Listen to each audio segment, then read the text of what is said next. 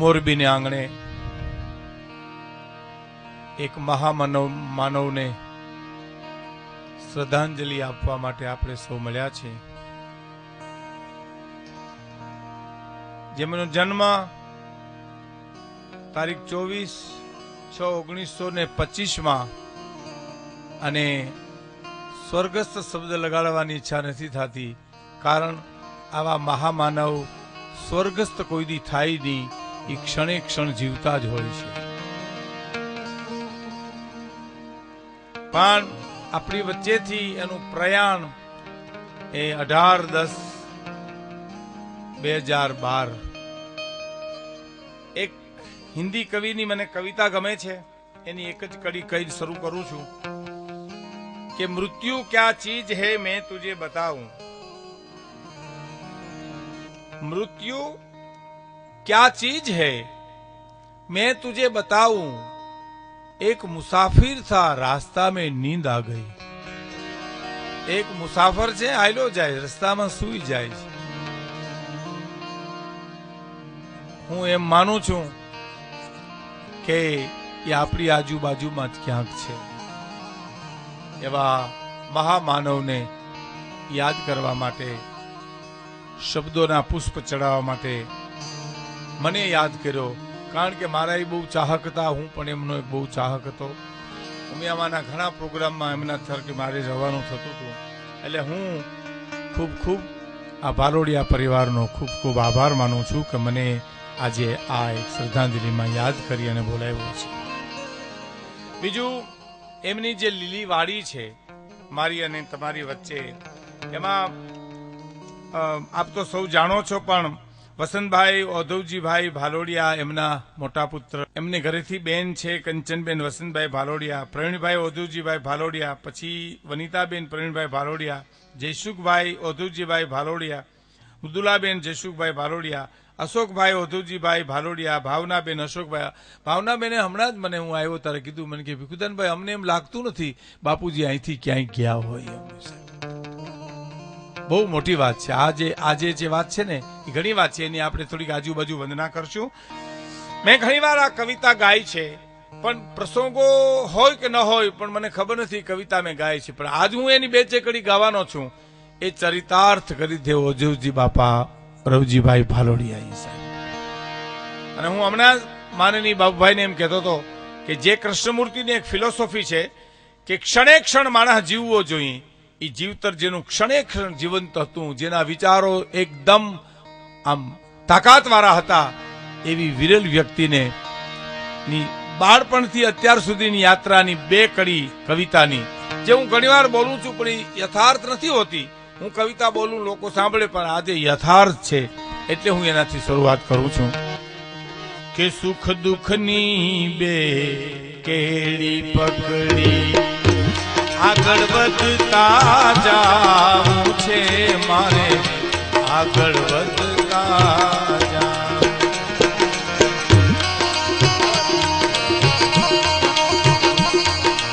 એ સુખ દુઃખની બે કેડી પકડીને આગળ વધતા જાવું છે મારે, આગળ વધતા જાવું.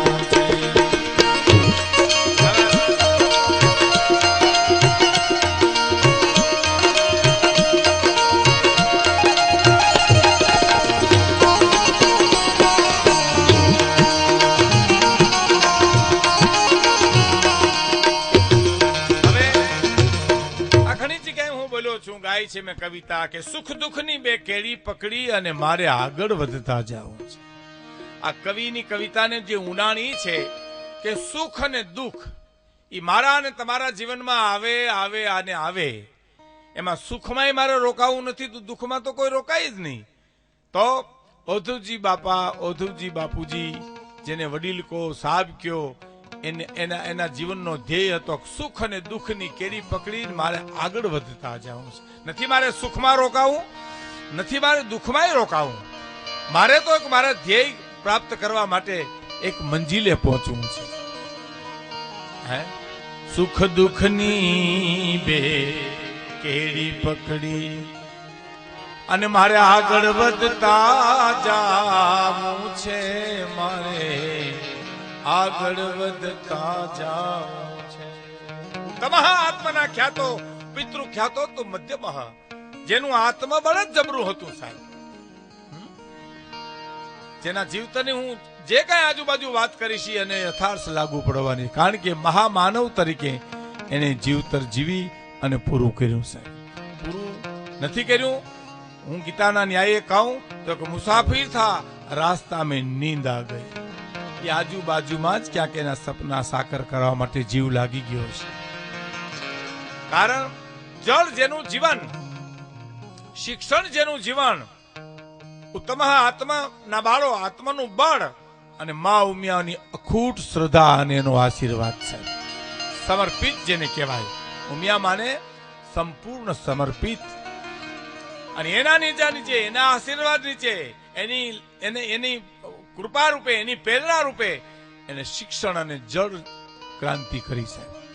આગલી જ વાત કરતા હતા કે વસંતભાઈ કહેતા હતા, પ્રવીણભાઈ એમ કે તમારે જ્યાં પૈસા જોઈ ત્યાં ચેક ડેમ બનાવવા માટે. અને પેપરમાં આવેલી વાત કે પોતે બીમાર થયા અને આમ બહાર આવ્યા એટલે કીધું કે વરસાદ કેવો છે, એટલે ભાઈ કીધું કે વરસાદ તો બાપુજી નથી, તો થોડાક આપણે એક ચેક ડેમ કરવાની જરૂર હતી, જેના છેલ્લા શ્વાસ સુધી સાહેબ એ જળ જીવન છે. આ બહુ મોટી વાત છે. આ જીવતરમાં ચરિતાર્થ. પૈસો તો ખેર, રૂપિયો તો આવે અને જાય. રૂપિયો ક્યાં માણસને અડ્યો હતો? આ મહામાનવનો રૂપિયો અડ્યો નતો સાહેબ, એની આજુબાજુ ઘુમરા મારતો હતો, પણ એ માણસ રૂપિયાથી પર હતો. એ માણસ એનું આત્મબળ જબરું હતું, એની મૂડી ઈ હતી. આ હું એટલા માટે દોર બદલાવું છું કે આ આનંદી સ્વભાવના હતા જે બાપા હતા ને, હોદુજી બાપા, એનું ઢઢડી ગયેલ મન નહોતું, એનું મન મરેલ નહોતું, એ તાજગી ભરોઈ માણસ જીવતર જીવીને ગયા છે. એટલા ખાતર હું થોડીક હળવી વાત, એટલા હળવી વાત એટલે ગમત સાથે જ્ઞાનની વાત તમારા સામે કરું કે માણા મોટો રોટલેથી, રોટલો મોટો ઘરવાળીથી સાહેબ. અડધું અંગ મોટું થાય તો માણસ શિખરો સર કરી શકે. ઓધોજી બાપાના પીઠબળની પાછળ રવાબા બેનનું એક મોટું સમર્પણનું જીવન હતું સાહેબ, એને આ પીઠબળ આપ્યું છે.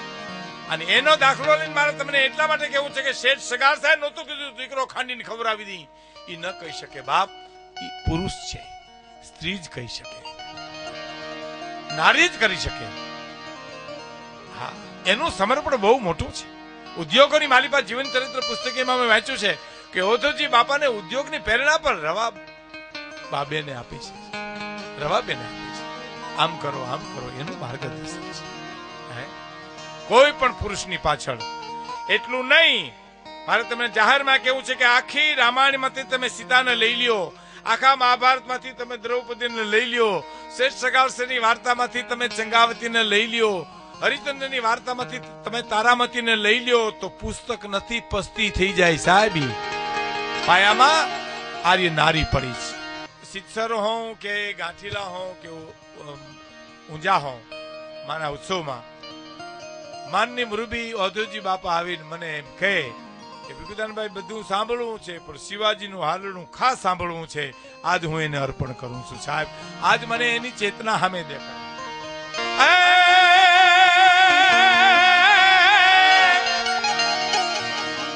જીજાભાઈ શું કે છે? એ આજ માતા એ દેતી પાથરી રે કુણા ફૂલડા કેરી સે જરે, તને કુણા ફૂલડા કેરી સે. શું જીજાભાઈ કહે છે? હે બાપ, હે શિવાજી, આજ માતા